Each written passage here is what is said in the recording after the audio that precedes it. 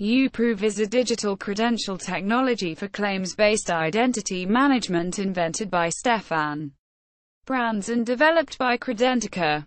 It simultaneously provides for strong security, scalability, and privacy, including anonymity, and allows for claims to be efficiently tied to the use of smart cards. In 2008, Microsoft acquired the technology, including all of the underlying patents, with the stated goal of opening it up.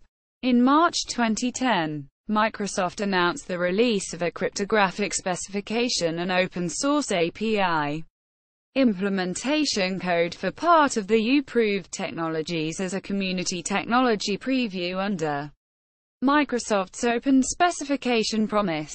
See also: blind signature, zero-knowledge proof, identity metasystem, Atom-backed open-source Credelab library implementing UProve credentials.